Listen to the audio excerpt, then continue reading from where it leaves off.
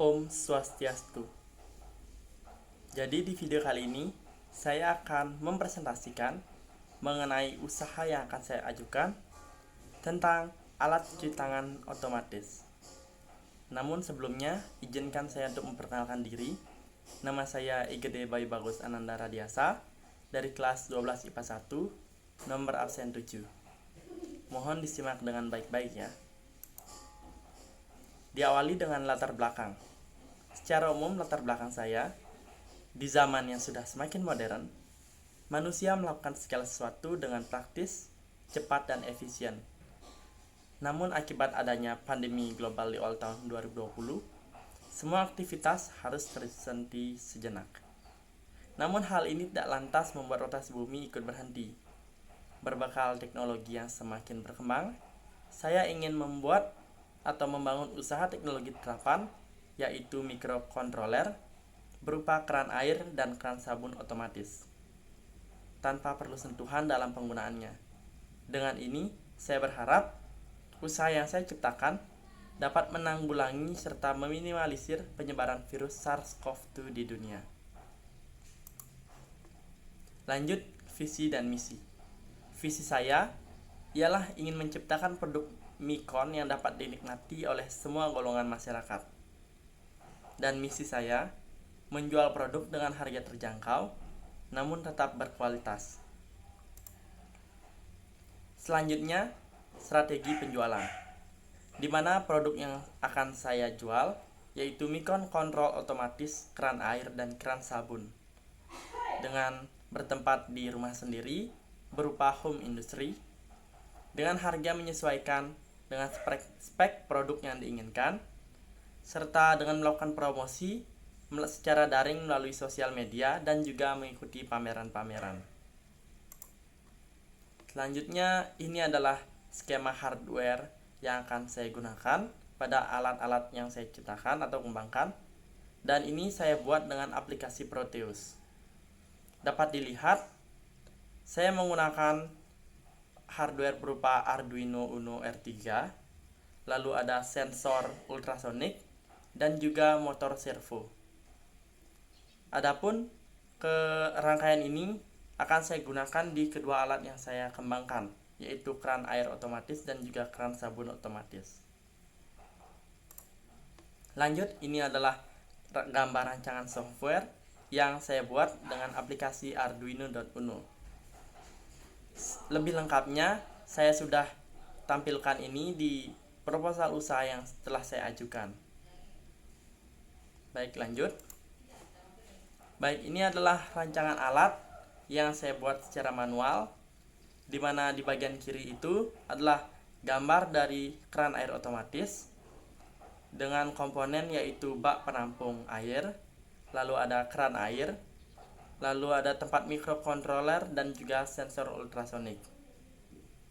Sementara di bagian kanan itu adalah keran sabun otomatis dengan komponen yaitu bak penampung sabun, ada kaki 3 sebagai penyangga, lalu ada tempat microcontroller dan juga sensor ultrasonik. Mengenai biaya produksi, adapun biaya produksi ini meliputi biaya tetap dan juga biaya variabel.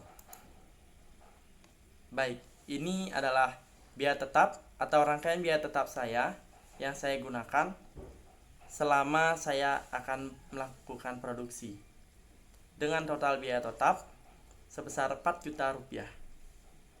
Lanjut, ini adalah biaya variabel yang akan saya gunakan selama saya melakukan usaha, dengan acuan 50 unit yang akan saya buat, sehingga total biaya variabelnya sebesar 18.800.000 rupiah. Baik, saya lanjutkan. Dengan biaya tetap dan biaya variabel yang tertera pada slide tadi, saya bisa simpulkan total biaya operasional sebesar 22.800.000 rupiah. Selanjutnya adalah pendapatan dan keuntungan. Jadi berdasarkan acuan 50 unit yang akan saya buat, saya mendapatkan pendapatan sebesar 25 juta rupiah dengan keuntungan 2.200.000 rupiah. dengan harga jual 500.000 per unit. Baik, saya lanjutkan. Selanjutnya adalah analisa kelayakan usaha. Jadi analisa kelayakan usaha ini dijadikan tolak ukur arus keuangan dalam usaha produksi yang saya lakukan.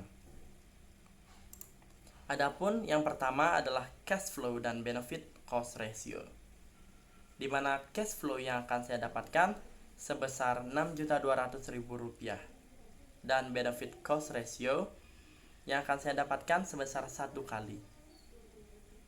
Selebihnya bisa dilihat di slide. Lalu ada BEP pendapatan dan juga BEP produksi. Jadi BEP pendapatan saya akan berkisar di angka Rp16 juta dengan BEP produk ada di kisaran 33 unit. Selanjutnya adalah analisa SWOT atau Strength, Weakness, Opportunity, and Threat. Analisa ini bertujuan untuk mengetahui strategi yang harus saya pakai oleh pelaku usaha, yaitu saya sendiri. Yang pertama adalah strength atau kekuatan. Jadi kekuatan dari produk yang saya miliki saya bagi ke dalam 3 bagian. Yang pertama, model alat minimalis dan terkesan artistik.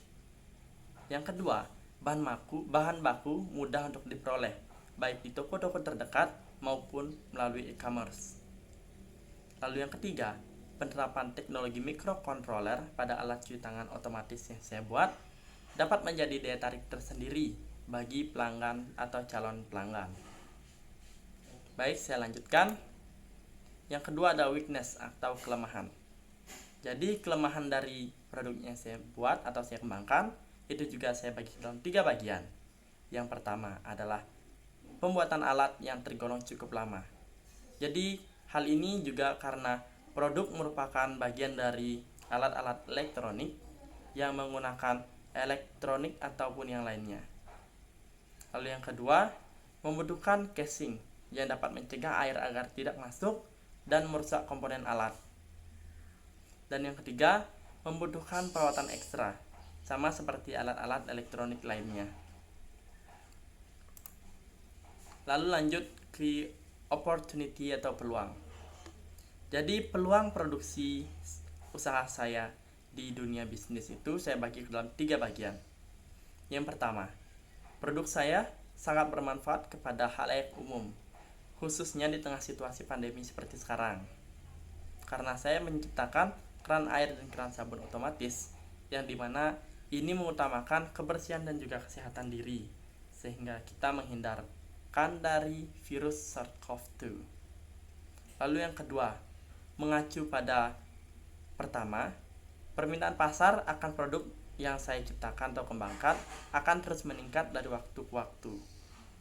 Dan yang ketiga, penerapan teknologi sebagai media promosi dapat memangkas dana keperluan marketing. Dan yang terakhir adalah threat atau ancaman. Jadi ancaman usaha saya di dunia bisnis itu saya bagi ke dalam 4 bagian.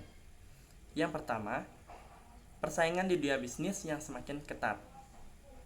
Yang kedua, produk yang saya ciptakan dan saya kembangkan bukanlah sebuah terobosan baru, sehingga ada banyak produk yang seperti milik saya juga, namun bisa saja lebih unggul, baik itu di kualitas maupun di harga yang terjangkau.